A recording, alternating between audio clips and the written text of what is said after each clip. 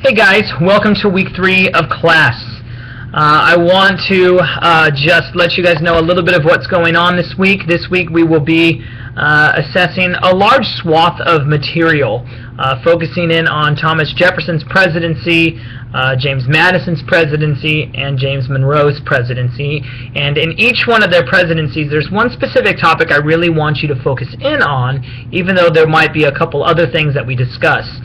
Those 3 major topics are: 1, the Louisiana Purchase under Jefferson's administration, purchased in 1803 for $15 million from France.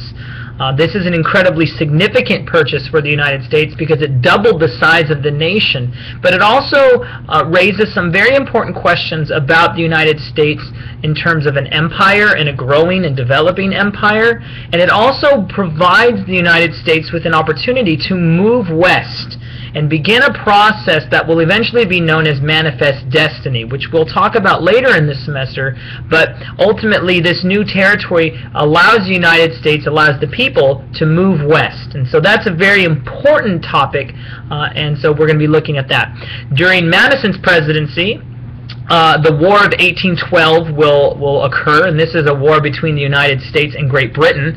There's a host of causes for this particular war. Chief among them is that the British were impressing American ships, and that they were stopping them in the waters because they were at war with France and they didn't want the United States trading with France, and so they would stop merchant ships from the United States and impress them and kidnap their sailors. And so for this reason, as well as others, which we will talk about, we are going to go to war with Great Britain, and ultimately in the end we will be victorious. We will win this war, and from that war we will get our national anthem and a great sense of who America is and what America is. And these are really important questions that we need to ask ourselves, is what is an American? And the War of 1812 is a great time to be looking at that.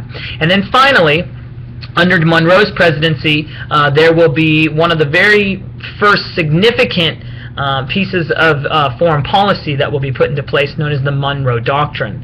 Let me make clear that it's not the first piece of foreign policy that the United States has. In fact, under George Washington's administration, we passed both the Neutrality Proclamation and Washington's Farewell Address, which he gives prior to leaving office.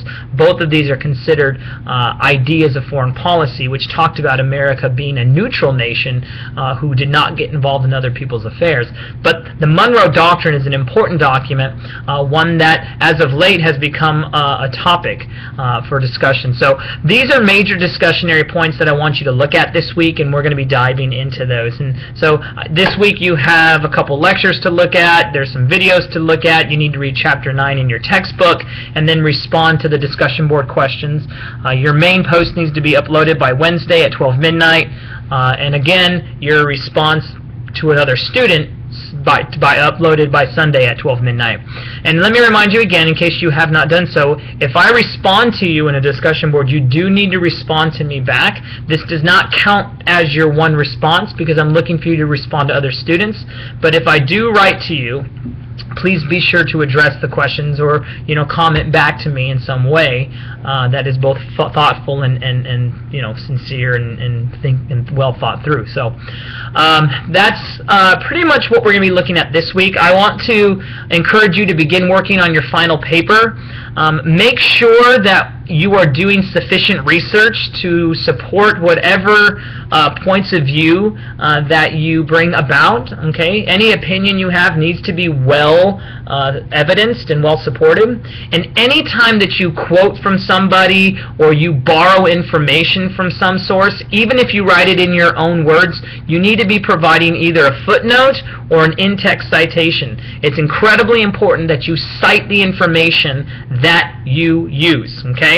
You will also need to make sure that you provide a bibliography at the end of your paper, which tells me all the sources that you consulted, even if you didn't necessarily quote or employ them within the document itself.